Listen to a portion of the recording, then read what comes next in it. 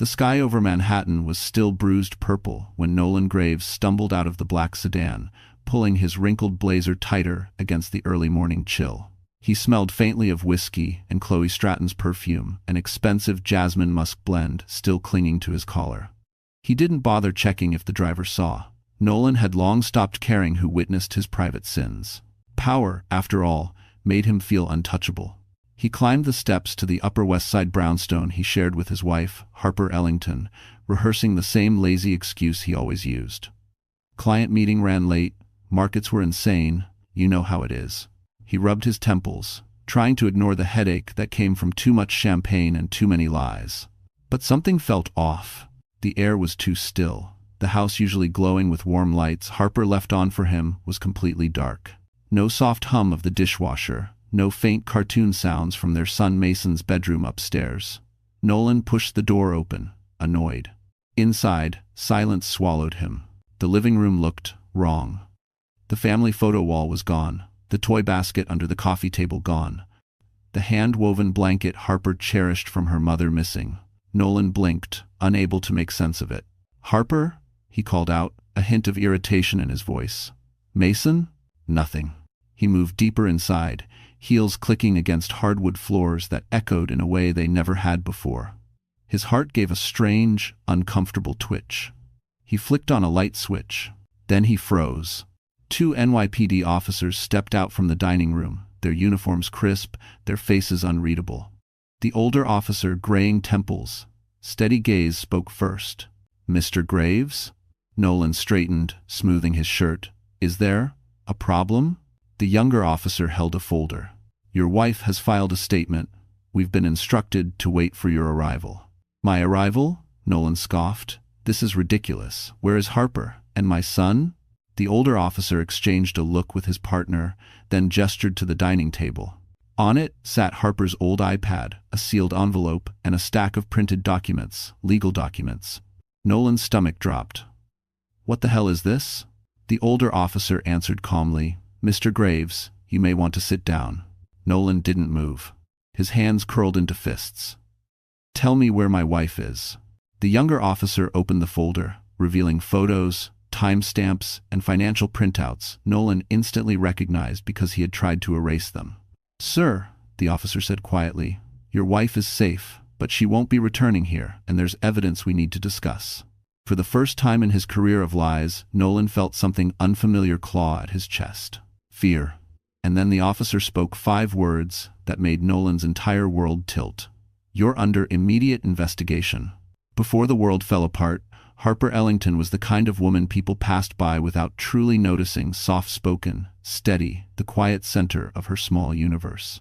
She had been a remarkable ICU nurse once, the kind who held hands through emergencies and whispered comfort into the ears of frightened patients. But the long hours and endless night shifts clashed with motherhood, and when her son Mason was born, Harper made the sacrifice Nolan insisted was best for the family. She traded the controlled chaos of the ICU for a modest administrative job at a small private clinic in Midtown. It wasn't glamorous paperwork, phones ringing nonstop, fluorescent lights humming overhead, but Harper made it work. She always made things work. Her coworkers described her as gentle, dependable, the one who remembered birthdays and brought muffins on Fridays. No one knew she often cried quietly in the clinic bathroom, overwhelmed by exhaustion and the loneliness of carrying the emotional weight Nolan refused to notice. Every morning, Harper's day began with a quiet ritual. She brewed cheap grocery store coffee in a chipped white mug and packed Mason's school lunch with handwritten notes, little hearts, silly jokes, reminders that she loved him. Then she'd stand by the window of their Upper West Side brownstone, watching the city wake up. Yellow cabs flashing past, commuters rushing toward the subway, the skyline glowing against the rising sun. Nolan never saw that version of her. He was always already gone at the gym, at the office, at a meeting, at a dinner, always somewhere that wasn't home. Harper still tried. Dinner waiting on the stove, birthday surprises, thoughtful texts he rarely answered. She forgave the missed anniversaries, the late nights, the unexplained credit card charges. She convinced herself that every marriage hit rough patches, that Nolan was simply under pressure, that if she were patient enough, loving enough, understanding enough, he would come back to her. But the more she bent, the more he broke her. One night, weeks before everything imploded, Harper sat alone at the kitchen table, long after Mason fell asleep. Nolan had texted that he'd be home late again.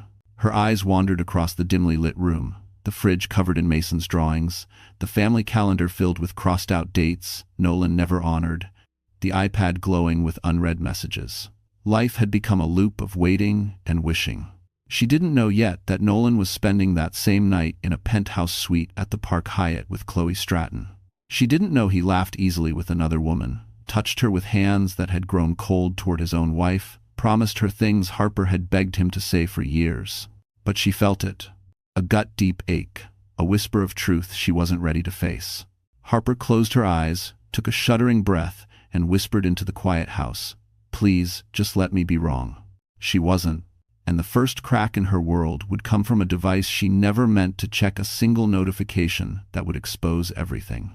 New York City had a way of swallowing people whole, its rhythm fast, its expectations sharp, its beauty a double-edged sword.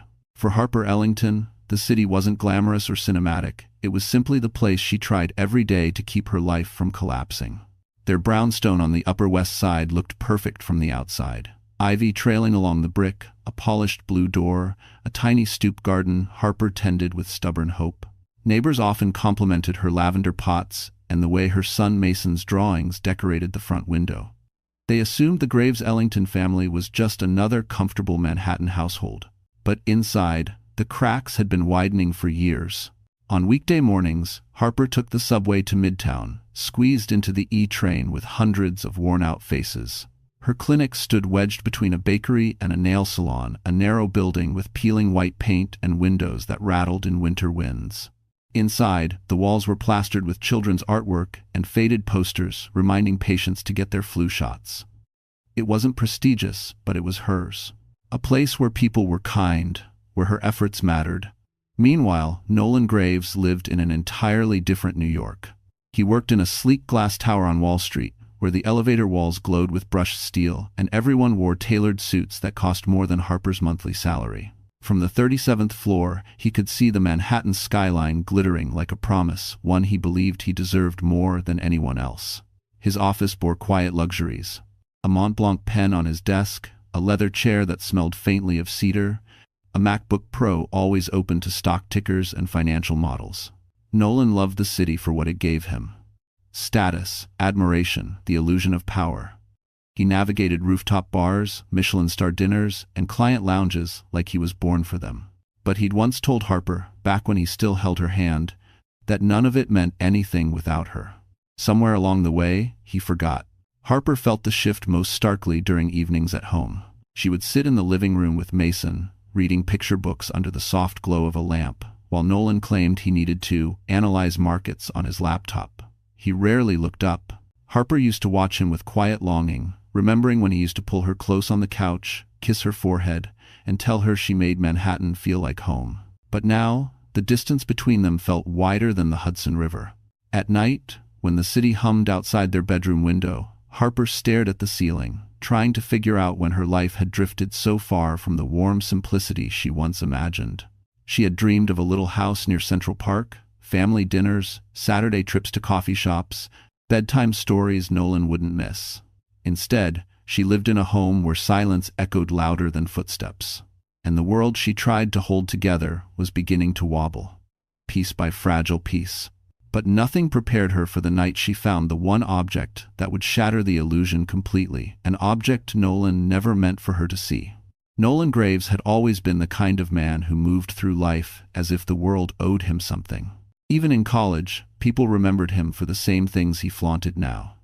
Ambition sharp enough to cut, confidence bordering on arrogance, and a smile that looked sincere only until you realized how quickly it vanished when he didn't need you anymore. He was raised in Connecticut's affluent suburbs, where success wasn't a dream but an expectation. His father, a cold and calculating corporate attorney, drilled one lesson into Nolan from childhood. People respect fear more than kindness. Nolan absorbed the message so deeply that he eventually mistook ruthlessness for strength. So when he landed at Axton & Lowe, a prestigious investment firm on Wall Street, Nolan didn't just want to excel, he wanted to dominate. He studied market trends with obsessive precision, worked late nights not out of dedication but because he liked the taste of superiority, and built a reputation for taking risks others were too cautious to touch. But with ambition came a darker side. Nolan learned how to bend rules without appearing to break them. Offshore accounts, questionable client relationships, trades made at hours that didn't match official records. He thought himself untouchable, too smart to get caught, too valuable for the firm to scrutinize closely. And the more he grew professionally, the smaller Harper became in his eyes. He resented that she didn't keep up with his new world, that she didn't wear designer clothes, that she didn't mingle with his colleagues' wives, that she didn't praise him enough when he closed deals or earned bonuses. He began spending more time away from home, not because of work, but because home reminded him of who he used to be. Ordinary. Chloe Stratton stepped into his life exactly when his ego demanded fresh admiration. Chloe was sleek, polished, and hungry for upward mobility. She moved through Manhattan's luxury hotspots, the River Café, rooftop lounges near Fifth Avenue, hotel bars with velvet seats and amber lighting as if she belonged there. When she laughed at Nolan's jokes, when she touched his arm, when she whispered that he deserved so much more, Nolan believed it. He believed everything that made him feel larger. With Chloe, he felt like the man he always fantasized about becoming. With Harper, he felt like the man he'd outgrown. He stopped seeing the sacrifices Harper made, the softness in her voice when she called him to remind him of Mason's school events, the quiet dinners she waited to share with him. He saw only what she lacked. But Nolan had one fatal flaw. He underestimated people. He never imagined a quiet woman like Harper could be observant, strategic, or brave. He never imagined she had the strength to leave. And he certainly never imagined that the life he built on lies could crumble from a single wrong move. He believed his secrets were safe. Until one late evening, when he rushed out of the house for a work emergency, he made a careless mistake, an oversight that would become the first domino in his downfall. He left behind something on the kitchen counter, an object Harper would pick up, an object containing the truth. And once Harper unlocked it, the world Nolan controlled so carefully would begin to collapse. The night Harper Ellington's world finally cracked open didn't happen in silence. It happened under blinding lights, at an event she never wanted to attend, in a room full of people who were all too eager to watch a spectacle. It was the annual fundraising gala for the Children's Heart Foundation, a cause Harper once cherished back when she was still an ICU nurse. Nolan insisted they go, even though Harper begged to stay home with Mason, who had been restless for days. But Nolan didn't care. He needed to be seen.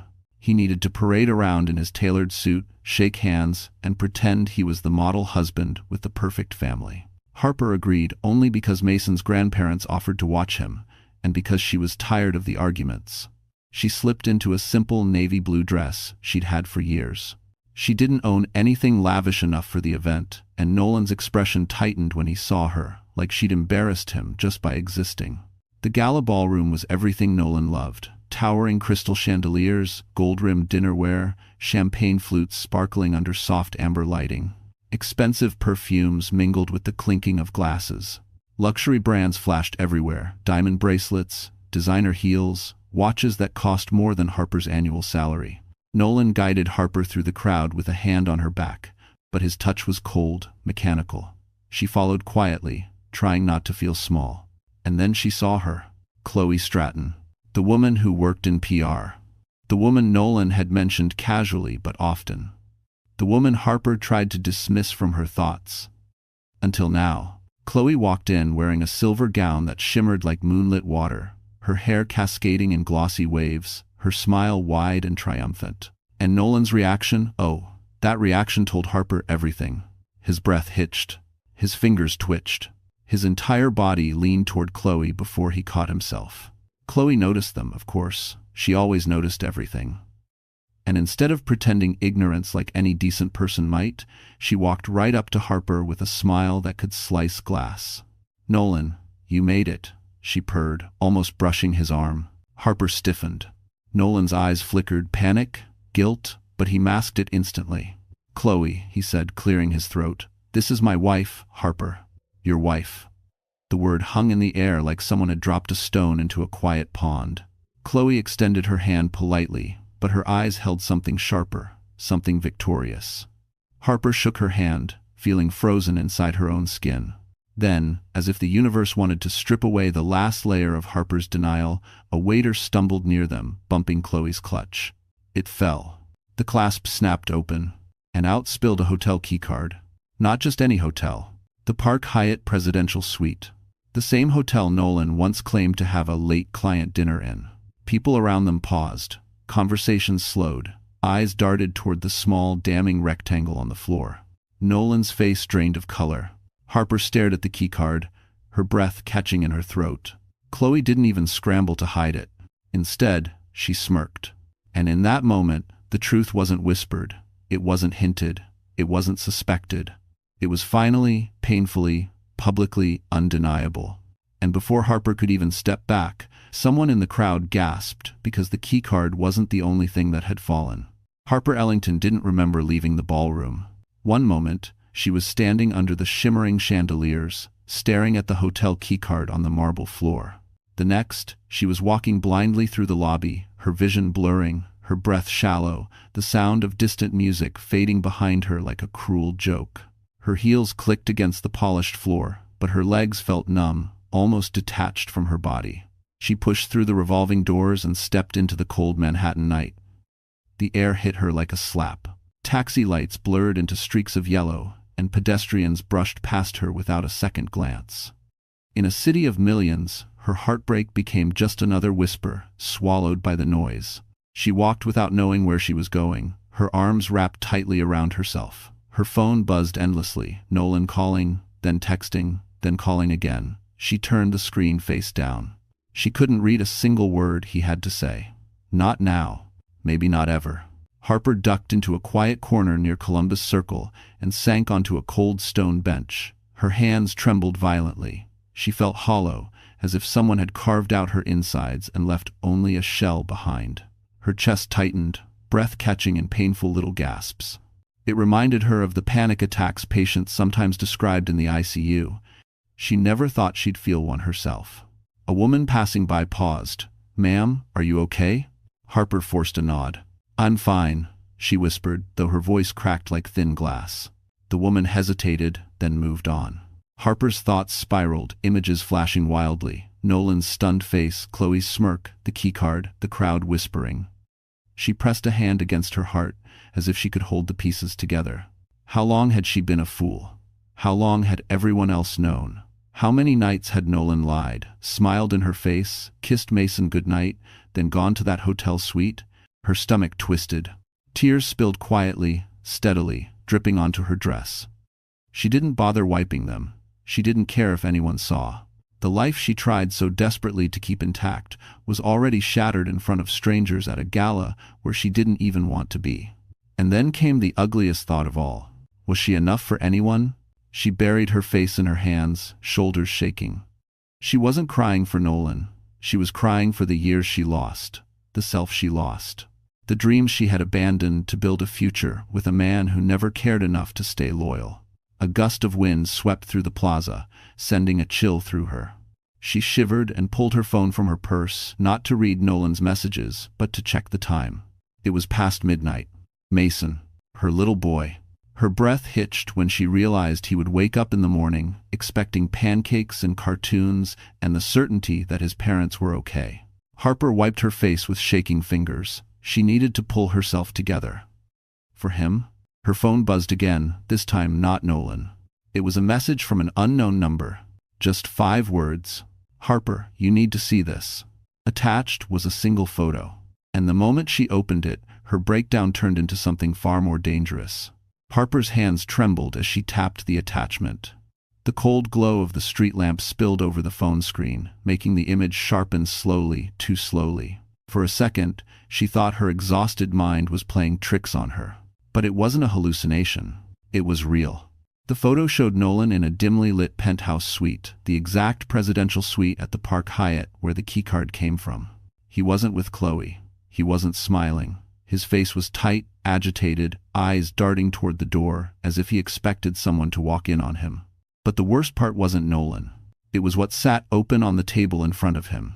A laptop displaying confidential financial records, suspicious wire transfers, offshore accounts in the Cayman Islands, and a folder titled Client Restructuring, Private. Harper recognized the firm's logo instantly. She'd seen Nolan glance at reports like that on their home computer. But this wasn't normal business. These were transactions that looked deliberately hidden, disguised under charitable routing and international consulting partnerships. Next to the laptop was something even more chilling. A stack of printed documents with her name on the top, under a column labeled Spousal Liability Exposure. Harper felt her breath stop. Someone was framing her. Her phone buzzed again. A follow-up message. He's setting you up. Get out now. No name. No explanation. She stood abruptly, dizziness washing over her. Nolan cheating had destroyed her heart. But this threatened her future, her freedom, even custody of Mason. If Nolan looped her into illegal transfers, even unknowingly, she could be dragged down with him. Was that the plan all along? To replace her with Chloe, then leave Harper carrying the legal fallout? Cars rushed by, horns blaring, but the noise sounded distant, muffled. Harper stared at the photo again, noticing another detail she'd missed. The timestamp. It was taken 2 weeks ago, long before the gala, long before the keycard fell, long before the truth surfaced publicly. Someone else knew Nolan's secrets, someone who wanted her to know too. Her fingers flew across the screen as she typed back. Who is this? No answer. She waited, pacing, heart racing. The city felt too big, too loud, too dangerous. The betrayal she felt earlier at the gala now turned into pure adrenaline, fear mixing with anger, confusion mixing with a strange surge of determination. Her phone buzzed. One final message came through. Check Nolan's iPad. Don't delay. That made no sense until it made perfect sense. Earlier that week, Nolan had rushed out of the house, shouting about a last-minute conference call. He'd grabbed the wrong device. Harper remembered seeing his sleek black iPad on the kitchen counter later that day, thinking nothing of it. A wild, desperate hope flickered in her chest. If that iPad still held synced files, if those illegal transfers were on it, if the photo sender wasn't lying, then Harper wasn't powerless. She had something Nolan didn't know she had, and something his firm definitely didn't want exposed. She swallowed hard, shoved the phone into her purse, and stood tall, despite the trembling in her legs. She had to get home. She had to get to that iPad. She turned toward the street to find a cab. But the moment she stepped off the curb, a car door slammed behind her. Someone had followed her from the gala. Harper Ellington had always believed transformation was something that happened slowly, quietly, over years of healing. But that night, after narrowly escaping the sedan that trailed her from the gala, she realized change could happen in a single heartbeat. The car door that slammed behind her belonged not to Nolan or one of his associates, but to a rideshare driver who'd accidentally parked too close. Still, the scare jolted her awake. She flagged down a yellow cab and climbed in, hands shaking, giving the driver her address with a voice barely above a whisper. During the ride, Harper stared at her reflection in the window, the streaked mascara, the fear in her eyes, the exhaustion settling into her bones. But beneath that, something new flickered. A spark she hadn't felt in years. Resolve. The moment she walked into the brownstone, she didn't collapse like she expected to. Instead, she moved with purpose. She went straight to the drawer where Nolan kept his electronics, heart thudding as she pulled out the black iPad he'd mistakenly left behind. She powered it on. And there it was. Folders synced to his cloud, passwords saved, screenshots he thought he'd deleted, email drafts to offshore accounts. Even a preliminary document assigning joint liability to Harper, proof he was positioning her as collateral. Her hands tightened around the device. He wasn't just cheating on her. He was building his escape route on her ruins. For a moment, grief threatened to swallow her. But then she saw a photo on the iPad.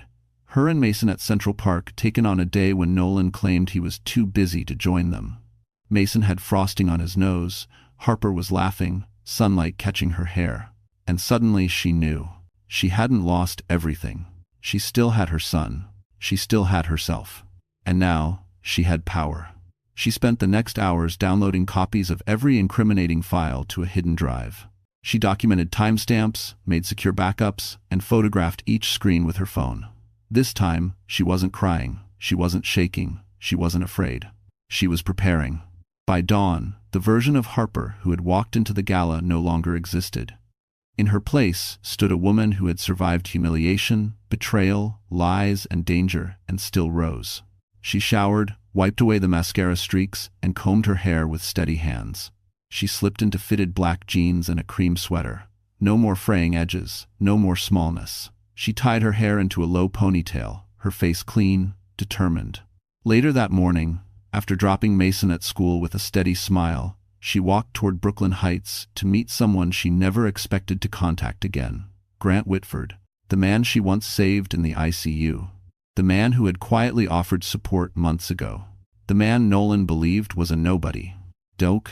Her breath fogged the air as she stood in front of Grant's modern office building, glass panels reflecting the winter light.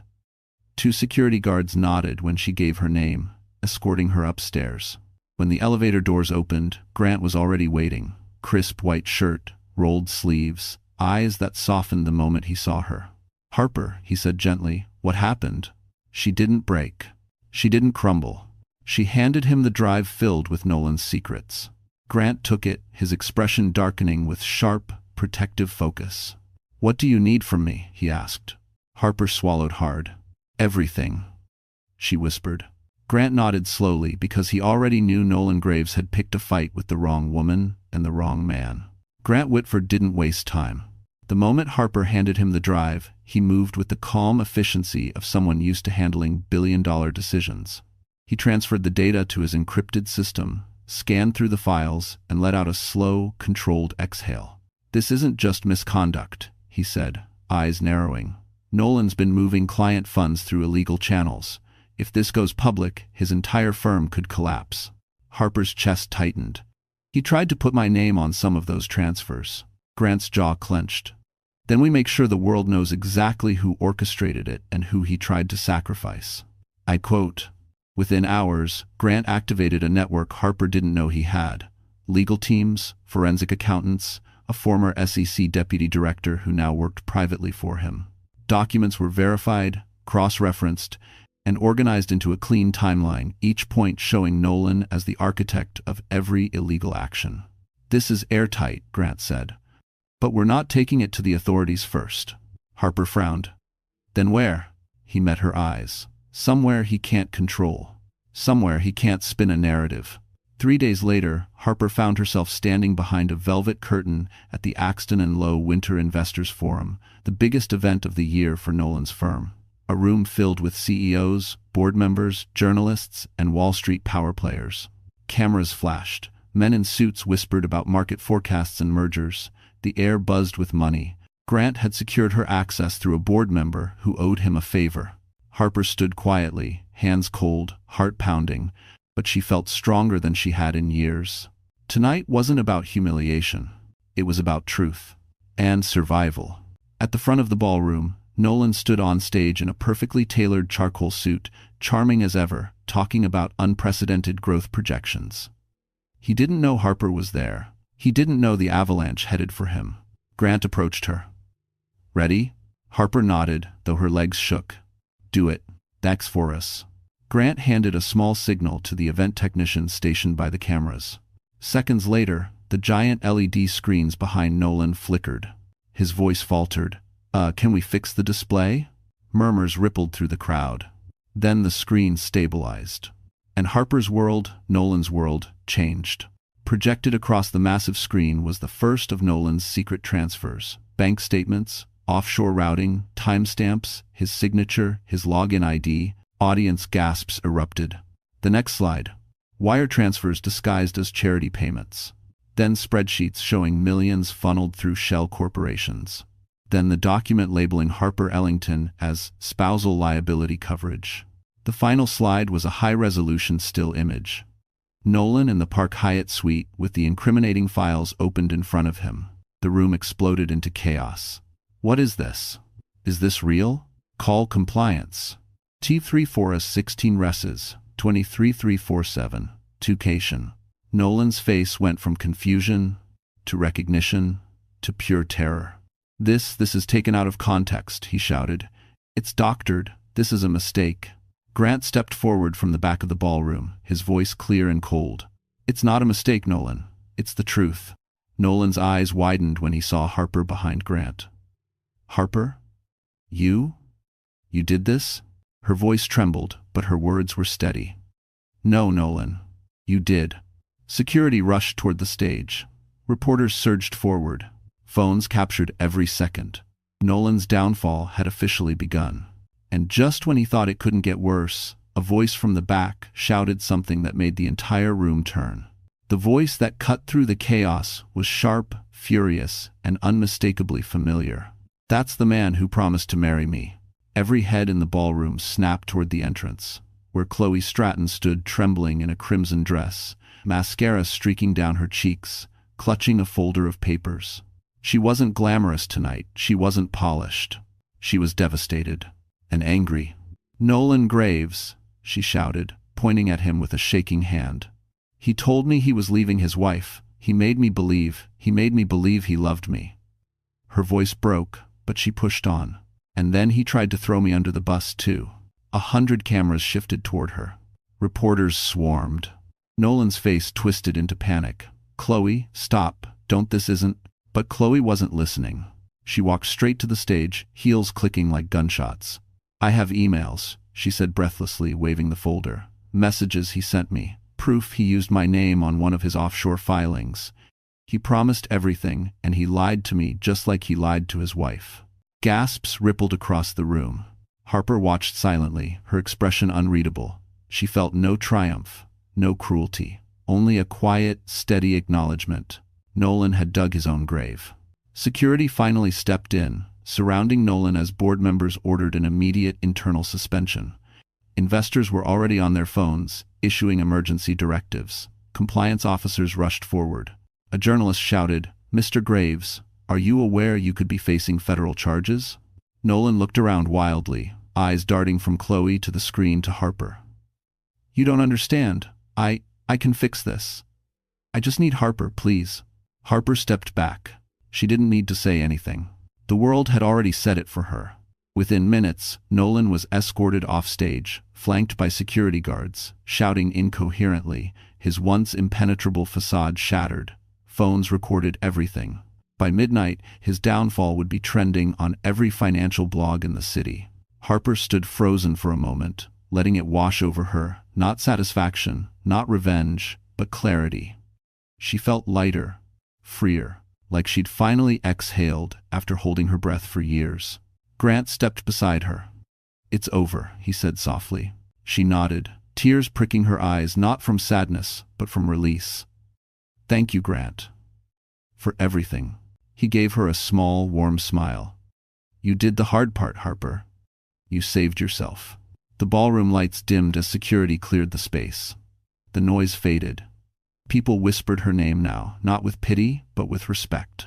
She was no longer the invisible wife standing behind Nolan's shadow. She was the woman who stood up, the woman who survived, the woman who fought back. Grant draped his coat over her shoulders as they walked toward the exit. Outside, Manhattan sparkled beneath a cold winter sky. For the first time in years, the city didn't feel overwhelming. It felt open, possible, alive. Harper, Grant said gently, stopping under the glow of a street lamp. You don't have to answer now, but when you're ready, I'd like to take you to dinner. A real one. Not rushed, not complicated, just two people starting over. Harper blinked, stunned. A soft warmth bloomed in her chest, not romance yet, but hope. Something she had forgotten she was allowed to feel. She inhaled deeply, the night air crisp and clean. I think I'd like that, she whispered. But neither of them noticed the black sedan parked across the street, its engine running, its windows tinted, watching them drive away. The morning after Nolan's very public collapse, Manhattan felt strangely quiet to Harper Ellington, as if the entire city were holding its breath. She woke before sunrise, lying on the pull-out couch in her sister's Brooklyn apartment, the soft hum of traffic drifting through the window. Mason was still asleep in the next room, curled up with his stuffed dinosaur. For a moment, Harper allowed herself the luxury of stillness. But peace never stayed long in a story like hers. By 7 a.m., her phone was vibrating nonstop. Headlines exploded across financial news sites. Axton and Lowe executive exposed in illegal transfers. Whistleblower wife reveals shocking internal misconduct. Nolan Graves suspended pending federal investigation. She swallowed hard. Seeing her name attached to the word whistleblower felt unreal. She hadn't done this for fame. She'd done it to survive, to protect Mason, to break free. When she turned on the small TV in the kitchen, reporters were already camped outside Nolan's luxury building on the Upper West Side. He wasn't seen leaving. Statements from the firm were clipped and cold. Lawyers refused to give comments. Harper shut the TV off. The last thing she needed was more noise. But the day didn't let her hide. Around noon, she met Grant Whitford again, this time at a quiet coffee shop tucked between brownstones in Brooklyn Heights. He sat waiting with his laptop open, sleeves rolled up, a stack of printed documents neatly arranged beside his espresso. "You held up?" he asked gently. Harper managed a tired smile. "Not really." Grant leaned forward, lowering his voice. "You're strong, but this is just the beginning. Nolan isn't the type to go down quietly." She knew that too well. He slid a folder toward her. Inside were legal updates, emergency motions filed by Nolan's attorneys, attempts to freeze assets Harper needed for Mason's care, and an aggressive challenge to temporary custody. Her stomach twisted. "He's claiming you intentionally damaged his career," Grant said, "and he's trying to spin the financial transfers as joint household investments." Harper's breath stuttered. "Meaning he's still trying to drag me into it." Grant nodded grimly. "He's desperate, and desperate men get reckless." Before she could respond, her phone buzzed with an unknown number. Against her better judgment, she answered. Nolan's voice poured through the speaker, hoarse, unhinged, shaking with rage. "Harper, do you understand what you've done? I could lose everything because of you. You want custody? You want to ruin my life? I'm not going down alone, you hear me?" His breath crackled through the line, uneven. "If I'm drowning, I'm taking everyone with me." "Everyone?" Harper's blood ran cold. Grant gently took the phone from her hand and ended the call. "Don't speak to him again. Ever. Let the lawyers handle it." Harper nodded, but her hands trembled. Nolan didn't sound like the man she once knew. He sounded dangerous, cornered, capable of anything. Grant reached across the table, covering her shaking hand with his. "You're not alone in this. I promise." Harper exhaled slowly, grounding herself. But outside the cafe window, through the reflection in the glass, a dark sedan idled at the curb, engine running, unmoving, watching her, waiting. And when Harper stepped outside minutes later, the sedan pulled forward just enough for her to see who was behind the wheel. The sedan rolled forward slowly, its glossy black paint reflecting the winter light.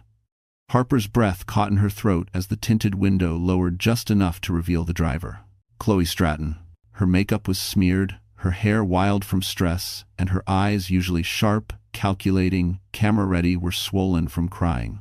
She wasn't the sultry woman from the gala anymore. She looked wrecked, frantic, and utterly lost.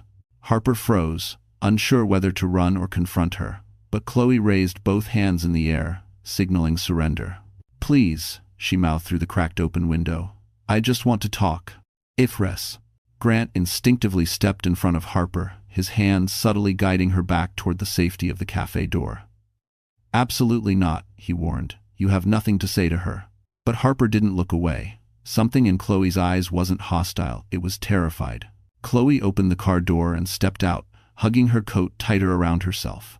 "Harper, please, I'm not here to hurt you." Her voice shook. "Nolan. He lied to me about everything. He's blaming me too. He told his firm I helped him move the money. He's threatening me."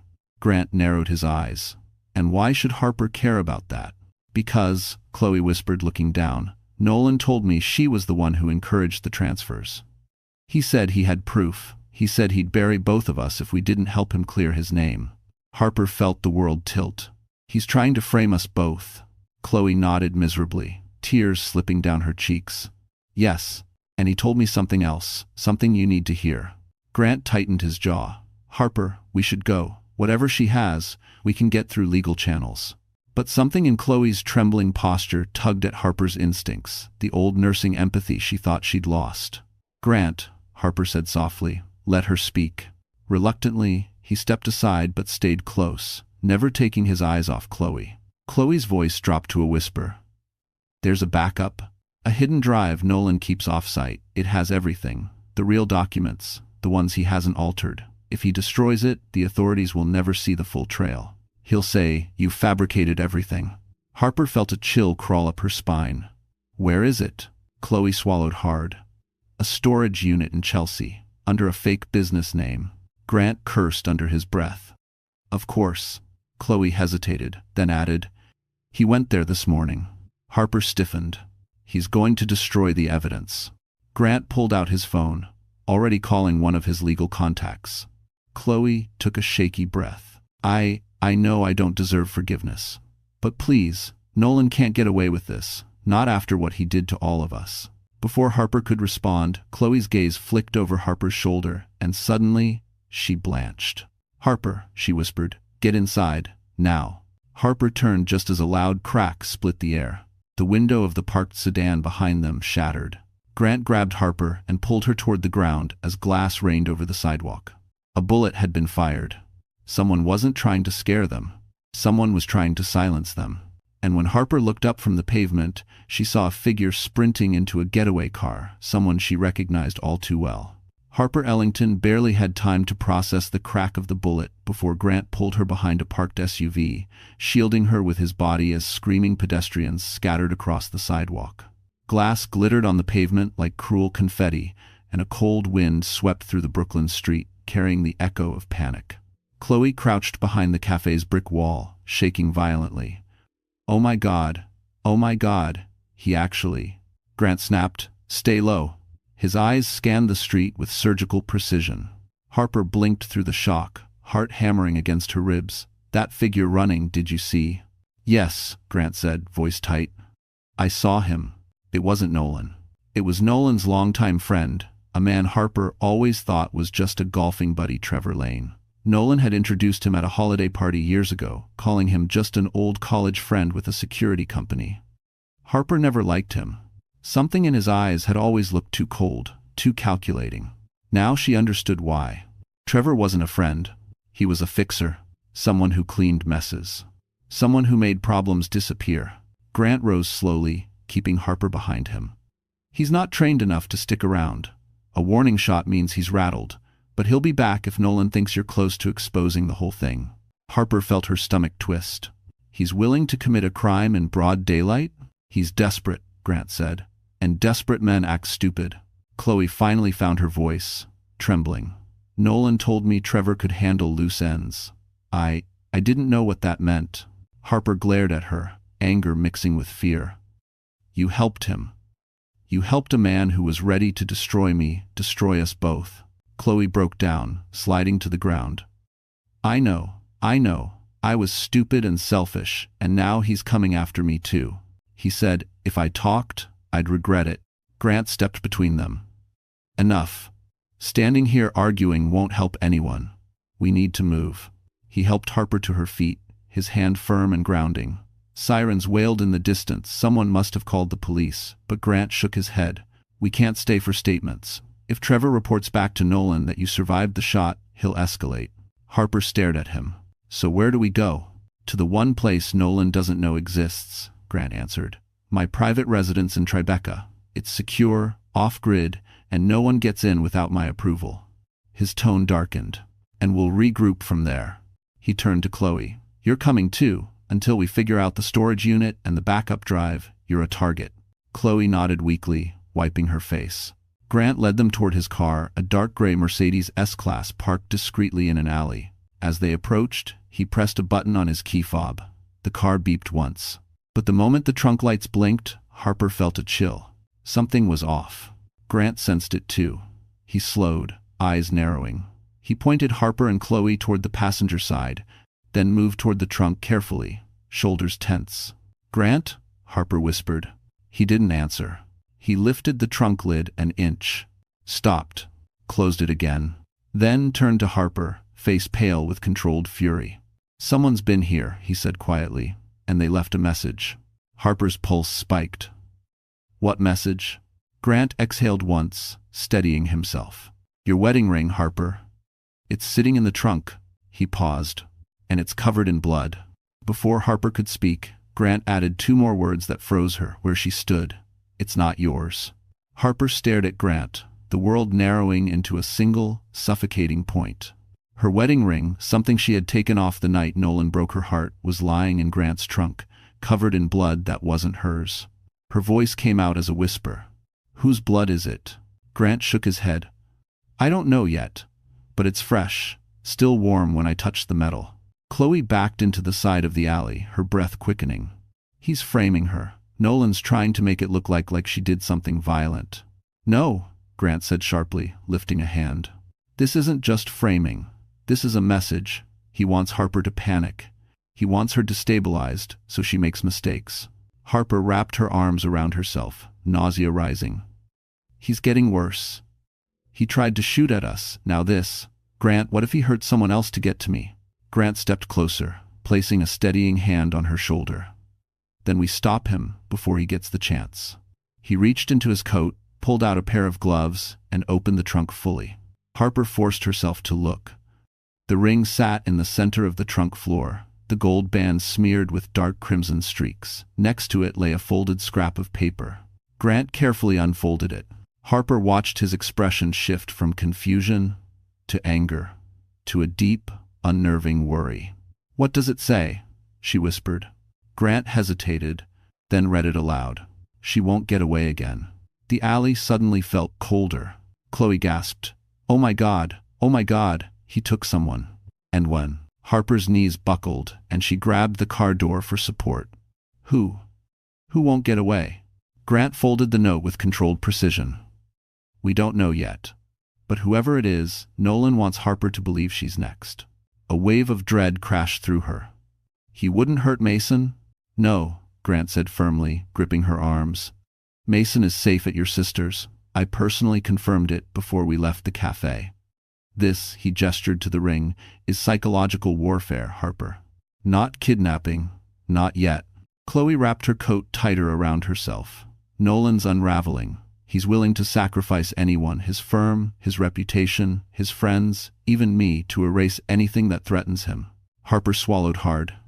"And now he's turning it physical." Grant nodded grimly. "Which means we have no time left. We need that backup drive from the storage unit in Chelsea. If we get it before Nolan destroys it, the authorities will have enough to bury him legally and permanently." "It's Resendus." Chloe stepped forward, voice trembling. "I know the address. I saw him hide a key once. I can get us in." Grant considered her for a long moment. "If you're lying..." "I'm not." Tears filled Chloe's eyes. "I want him stopped just as much as you do." Harper steadied her breath and opened the passenger door. "Then let's go." "Before Nolan realizes, his message didn't scare me."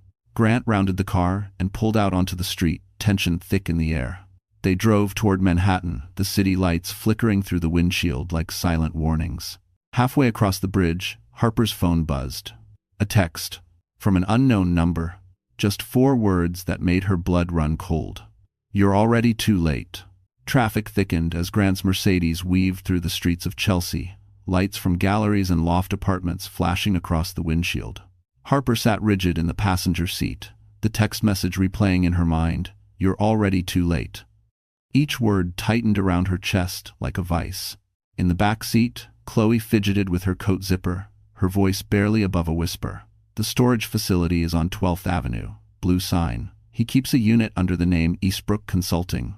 Grant's fingers tightened on the steering wheel. If Nolan's already there, he's destroying evidence. And if Trevor's with him... Harper didn't need him to finish. Trevor had already fired 1 bullet today. He wouldn't hesitate again. When they pulled into the dimly lit parking lot, Harper's throat went dry. The building was a hulking concrete structure with flickering fluorescent signs and a row of loading docks stained from decades of city grime. A security guard in a navy jacket sat behind the front desk, engrossed in a baseball game on a tiny TV. Grant leaned toward Harper. "Stay close to me, no matter what happens." She nodded. Chloe approached the counter first, forcing a shaky smile. "Hi, my boss rented a unit here, Eastbrook Consulting. He asked me to pick something up." The guard typed lazily into his computer. "Unit 4C, 4th floor, service elevators down that hallway." Grant slid a business card across the counter, his tone suddenly professional and icy. "If anyone else has come through asking for that unit tonight, contact this number immediately. And Frest." The guard glanced at the card, then at Grant, recognizing the authority in his expression. He nodded stiffly. They made their way down the long corridor toward the elevator. The lights buzzed overhead, casting harsh shadows. The building smelled faintly of dust, old cardboard, and metal. Harper's pulse pounded louder with each step. When the elevator doors opened with a groan, Chloe stepped inside first, pointing to the button for the 4th floor. "It's at the far end. I've only been there once, but—" A loud clang echoed above them. Grant's head snapped up. "Someone's on the roof of the elevator." Harper's stomach dropped. "Trevor? Nolan?" The elevator jerked violently. Harper grabbed the railing, heart leaping. Grant reached for the emergency stop switch, slamming it down. The elevator froze between floors. "We're sitting ducks in here," Chloe whispered, panicked. Grant pried open the door with brute strength, revealing a narrow gap between the elevator and the concrete floor above. "We climb," he said firmly. "Now." Harper's breath trembled. "Grant, I've got you," he promised, lifting her effortlessly through the gap. She crawled onto the hallway floor, pulling Chloe up behind her. Grant climbed last, landing silently. The hallway was long, cold, lined with rows of metal doors. One of them, Unit 4C, glowed faintly at the end. The lock was smashed. Grant's voice dropped to a whisper. "He's here." They crept forward, footsteps barely audible. Harper felt her heartbeat in her ears. The air felt heavy, charged, like the moment before a storm breaks.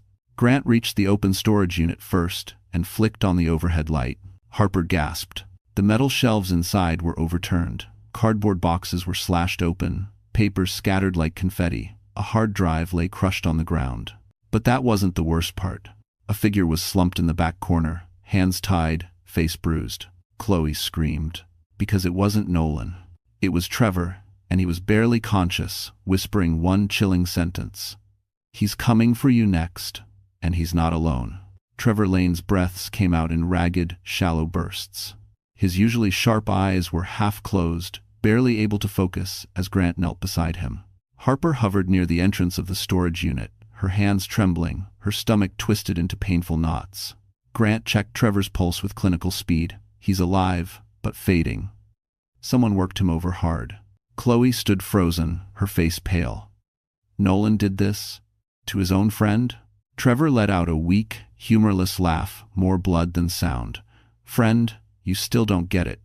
His voice was raspy, barely audible. "Nolan doesn't have friends. He has tools. And when a tool stops working..."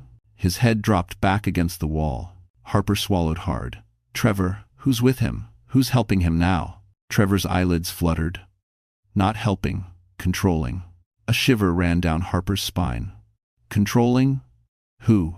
Trevor struggled to speak, forcing each word out like broken glass.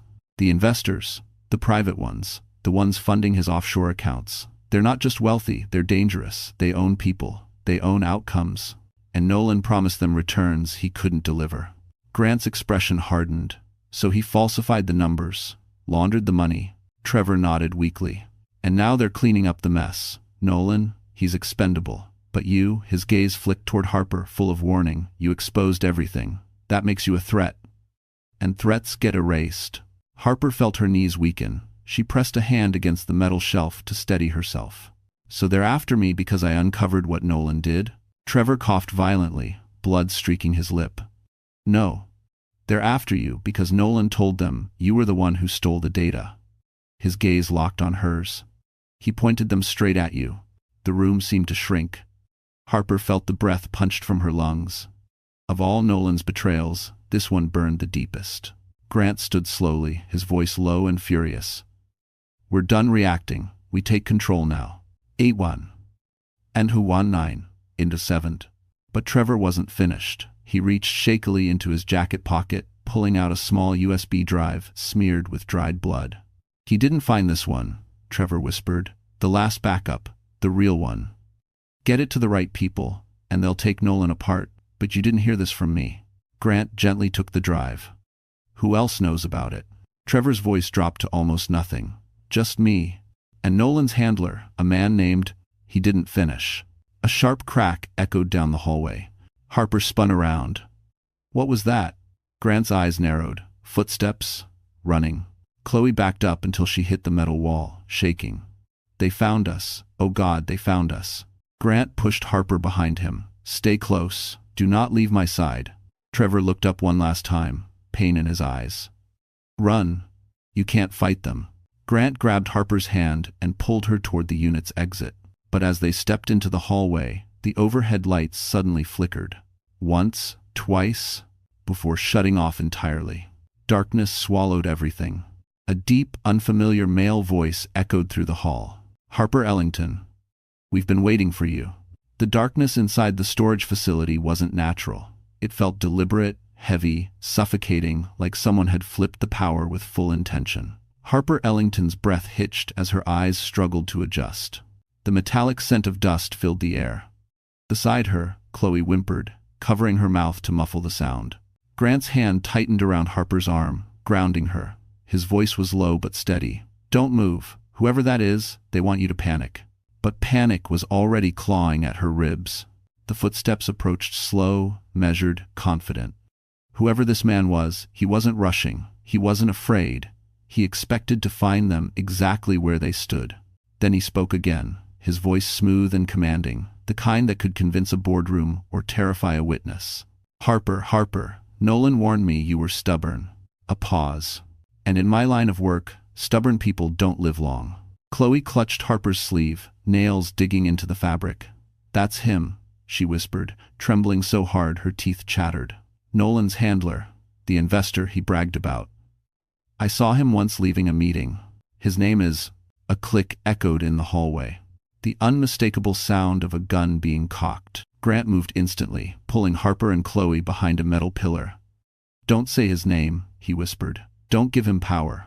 The handler chuckled softly. Grant Whitford, I know you're with her. You weren't on our radar before, but you are now. His voice hardened. Walk away, Grant. This doesn't concern you. Like hell it doesn't, Grant muttered under his breath. A beam of a flashlight sliced through the darkness, sweeping across the corridor. Harper held her breath as the light passed inches above her head. Grant's arm pressed protectively around her, shielding her from view. The flashlight beam stopped directly on the storage unit behind them, the one Trevor had been found in. The handler exhaled sharply. Tsk, poor Trevor, loyal idiot, always cleaning messes but never smart enough to prevent them. Harper felt bile rise in her throat. Trevor didn't deserve this. No one did. The handler continued down the hall, flashlight lowering. Nolan is in custody now. He panicked after the investors confronted him. He told us one thing before he cracked, that you, Harper Ellington, were the one who stole the documents. Harper's pulse roared in her ears. Grant leaned in. He's lying, trying to shift blame to save himself. But the handler wasn't finished. Our arrangement with Nolan is over. But you, Harper, you cost us millions. And we are not forgiving. Chloe gasped quietly. The handler stopped walking. Everything went still. Then, another voice echoed from the far end of the hallway. A familiar one. A broken one. A horrifying one. Nobody touches her. Except me. Harper froze. Nolan Graves stepped into the sliver of emergency light at the end of the corridor, disheveled, eyes wild, shirt stained as if he'd been in a fight. He wasn't handcuffed. He wasn't escorted. He'd escaped. Grant whispered, "How did he?" Nolan lifted a trembling hand, pointing directly at Harper. "She ruined my life. You want someone to pay? She's the one." The handler lifted his gun. Harper felt the world tilt. And then Grant shoved her hard to the right just as a gunshot shattered the darkness. The gunshot tore through the hallway, ricocheting off metal doors and concrete. Harper Ellington hit the ground as Grant shoved her aside, his arm locking protectively around her shoulders. The smell of burnt gunpowder filled the air. Chloe screamed, collapsing behind a storage crate, hands over her ears. For a moment, everything blurred. Light, sound, breath. Then Harper's vision snapped back into focus. Grant was lying beside her, chest rising and falling in short, tight breaths. Her heart seized. Grant, did he hit you?" Grant gritted his teeth. "Just grazed. I'm fine." But the dark smear on his sleeve said otherwise. The handler's voice echoed down the corridor, unbothered, amused. "You're only delaying the inevitable, Grant. She dies tonight, Nolan dies too, and this ends clean." Nolan's voice cracked in panic. "No, I didn't agree to that. I said she needed to take the blame, not—" "Shut up." The the handler snapped. Harper peeked from behind the crate. Nolan looked smaller than she'd ever seen, him sweating, shaking, eyes wild with fear. The man who once lorded over her life with arrogance was now the weakest person in the room. For the first time, Harper didn't feel afraid of him. She felt pity. And then resolve. Grant pushed himself upright, jaw clenched. "Harper, look at me." She turned toward him, breath shaking. His eyes were fierce, steady, determined. "No matter what happens, you don't run blindly.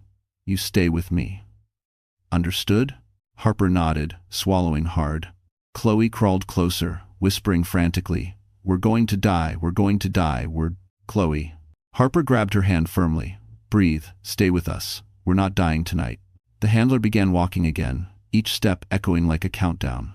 "Grant, you're interfering in matters far bigger than you. Step aside, and maybe I'll let you walk away." Grant laughed a dangerous icy sound. "You picked the wrong woman to hunt." The handler paused. "And why is that?" Grant rose slowly, pulling Harper up with him. His voice dropped into a tone Harper had heard only once before when she saved him years ago in the ICU. A tone of power. "Because I'm not just some tech entrepreneur," he said evenly. "And I'm not alone in this." Harper blinked in confusion, but before she could ask what he meant, a new sound cut through the hallway. Boots. Many of them. Heavy, coordinated, moving fast. The handler stiffened. "What the?" Suddenly, blinding tactical flashlights exploded at both ends of the hallway. Shouts filled the darkness. "Federal agents, drop your weapon. Hands in the air. Now!" The handler spun, aiming his gun toward the advancing lights, but before he could pull the trigger, a precise red laser dot blossomed on his chest. A voice boomed. "First and last warning." Grant exhaled, finally allowing his shoulders to drop. "Took them long enough." Harper stared at him. You called the feds?" Grant shook his head. "No. I called someone higher." The tactical lights revealed the first agent clearly, and Harper's mouth fell open. It wasn't just federal agents. It was Grant's private security task force, the kind only men with generational wealth and global power had access to. Grant squeezed her hand. "Harper, you're safe now, I promised." But before relief could settle, Nolan made a desperate move. He grabbed Chloe by the wrist, pressing a shard of broken metal to her throat. And his last words before agents raised their rifles sent a shockwave through the hall. "If I go down, she dies with me." Nolan Graves trembled as he pressed the jagged metal against Chloe's throat, sweat dripping from his temples. He looked nothing like the polished Wall Street executive he once paraded himself to be. His suit was torn, his face was bruised. His eyes, wild, unfocused, darted between the armed agents and Harper. "This is her fault," Nolan screamed, voice cracking. "She ruined everything. My job, my name, my life. She turned everyone against me." Harper stepped forward despite Grant's warning hand. Her voice was steady, painfully calm. "Nolan, look at yourself. Look at what you're doing. This isn't about me anymore. This is about you losing control." "If you do, though." Nolan's grip on Chloe tightened, and she whimpered, tears streaking down her cheeks. "Shut up, Harper. Shut up. You think you're better than me? You think you can expose me and walk away clean?" Grant positioned himself slightly ahead of Harper, shielding her with his body. His private tactical team formed a semicircle around Nolan, every rifle trained on him, every laser dot glowing against his chest. The leader called out, "Drop the weapon. You have 10 seconds. "No," Nolan shouted. "If I go down, she goes with me." Chloe sobbed, "Nolan, please, don't." Her plea seemed to crack something inside him, but not in the way she hoped. His expression collapsed into twisted rage. "You were supposed to help me. You both betrayed me." "We didn't betray you," Harper said quietly. "You destroyed yourself." For the first time, Nolan's eyes flicked to her, not with anger, but with something eerily close to desperation. "Harper, we had a life. You were supposed to stand by me." End quote. Harper swallowed hard. "I stood by you until the day you tried to destroy me to save yourself. That's when our marriage ended." Nolan's face warped. His hand shook harder. Chloe cried out as the metal cut slightly into her skin. Grant's voice shifted deep, commanding, "Nolan, think very carefully. You hurt her, and you'll never see daylight again." Nolan laughed, a broken, hollow sound. "You think I'm scared of prison? I'm already dead. Everything I built is gone because of you, because of her." Harper stepped forward again, ignoring Grant's tense whisper. Her voice softened just enough to reach the shattered man Nolan had become. "You don't have to make this your ending." For one fleeting second, Nolan blinked. His grip loosened, just enough. Grant saw the opening. Now. A flashbang popped, small but blinding, detonating in Nolan's peripheral vision. Startled, he jerked backward, metal slipping from his grasp. Chloe seized the moment, dropping to her knees and scrambling away. Nolan screamed as agents surged forward. Two tackled him to the ground. Another kicked the weapon aside. Nolan thrashed wildly, spitting curses as they cuffed him, pinning him face down on the cold concrete floor. "You'll regret this, Harper," he shouted, voice hoarse with frenzy. "You think this is over? You think you won?" Harper stepped closer, not cruel, not triumphant, simply resolute. "No, Nolan, I didn't win. If you K7, if you K7, if you K7, if you K7. She shook her head softly. "I survived." For the first time, Nolan fell silent. The handler, cornered against the far wall, attempted to flee, but Grant's team moved with precision. He was disarmed, restrained, and dragged into custody with icy efficiency. His expression remained unreadable until he glanced at Harper, hatred simmering. "This isn't over," he hissed. "You don't understand who you've provoked." Grant stepped between them, voice cold as steel. "She won't be fighting you. I will."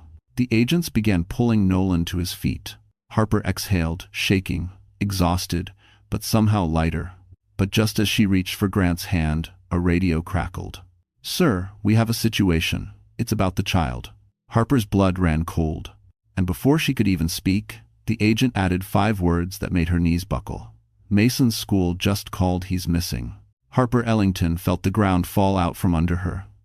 Mason wasn't at school. Her sister hadn't picked him up. For one terrifying heartbeat, the world blurred into a tunnel of fear. Grant immediately caught her shoulders. "Harper, look at me, listen," he said firmly. "We'll find him. We will." She nodded, breath shaking, but she held on to the resolve she'd carved from every wound Nolan left behind. Grant barked quick orders to his security team. Within seconds, 2 SUVs screeched away toward Mason's school, while another agent connected with 911 and the Office of Child Safety. Harper stood still, tears running down her cheeks, but not of despair, of fury. She was done being the hunted. Minutes later, an agent jogged toward them, breathless. "We found him. Harper, your son is safe." Her knees buckled with relief. Where is he?" "At your sister's building." A neighbor thought he saw someone suspicious and locked down the entrance. Mason never left the apartment. False alarm, but a good one. Harper's tears turned to laughter, broken, exhausted, grateful. Grant exhaled a long, shaky breath he'd been holding too tightly. Chloe covered her mouth, sobbing quietly out of sheer relief. Harper didn't wait. She climbed into Grant's car, and they sped to Brooklyn. When Mason flung himself into her arms, she held him so tightly she thought her heart might burst. She smelled his shampoo, felt his little arms around her neck, and promised herself she would never again allow fear to define her life. 2 days later, everything fell into place. Federal charges were filed against Nolan. Wire fraud, money laundering, conspiracy, attempted coercion, and obstruction. His partners turned their backs on him. His reputation crumbled across Manhattan like a failed skyscraper. His handler faced additional charges for attempted murder. The world Nolan built on lies finally collapsed legally, publicly, irrevocably. Harper stood outside the courthouse with Grant and Mason, breathing in the cold winter air. She signed the final divorce decree with steady hands. Full custody, complete protection, financial reparations secured. Nolan's appeal denied. Freedom, at last. Over the next months, Harper rebuilt a life not of survival, but of intention. She returned to part-time nursing, finding joy again in helping people. She launched a small home organizational business with the encouragement of Grant's connections. It flourished quickly. Mason thrived, therapy sessions, soccer practices, laughter growing louder each week. And Grant stayed, patient, gentle, present. He never pushed, never demanded. He simply walked beside her as she healed. One evening in spring, as the Manhattan skyline shimmered gold across the East River, Grant invited Harper and Mason to dinner at a quiet restaurant in Brooklyn Heights. The table overlooked the water, the city glowing behind them like a new beginning. After Mason finished his dessert and wandered to the railing to look at boats, Grant turned to Harper, his tone soft. "You saved me once," he said. "And now, I want the chance to spend my life making sure you're never alone again." Harper's breath trembled. "Grant?" He pulled a small velvet box from his coat, not flashy, not showy, but elegant, containing a diamond ring that caught the last rays of sunset. "Marry me, Harper." Her eyes filled, not with fear this time, but with certainty. "Yes," she whispered, 1,000 times, yes. Mason ran back, clapping when he saw the ring. Harper laughed through tears, pulling him and Grant into an embrace. Her story didn't end with betrayal. It ended with justice, with love, with a future finally worthy of her heart. But as they walked home along the river, a familiar face stepped from a nearby restaurant, the federal prosecutor who handled Nolan's case, holding a sealed envelope with Harper's name on it. And just like that, our story comes to a close. You're still here with me, right? If you've stayed until this moment, then something in Harper's journey must have touched your heart in a quiet, personal way. Maybe it reminded you of your own strength, or of a time you had to walk through darkness before finding light again. This story isn't just about betrayal and revenge, it's about rebirth. About learning, as the Stoics said, that the obstacle is the way. Marcus Aurelius wrote, "You have power over your mind, not outside events." And that's exactly what Harper did. She couldn't control Nolan, or the chaos he brought, but she could control her courage, her choices, and her future. Sometimes life pushes you to the edge so you can see how far you've grown. Sometimes losing someone is the only way you find yourself again. And healing? It isn't loud. It happens slowly, in the quiet moments where you choose your peace over your pain. If this story touched you, if it made you feel braver, stronger, or a little less alone, then please, my friend, like this video, share it with someone who needs it, and don't forget to subscribe. We have many more stories to walk through together. You're not alone, and you're stronger than you think.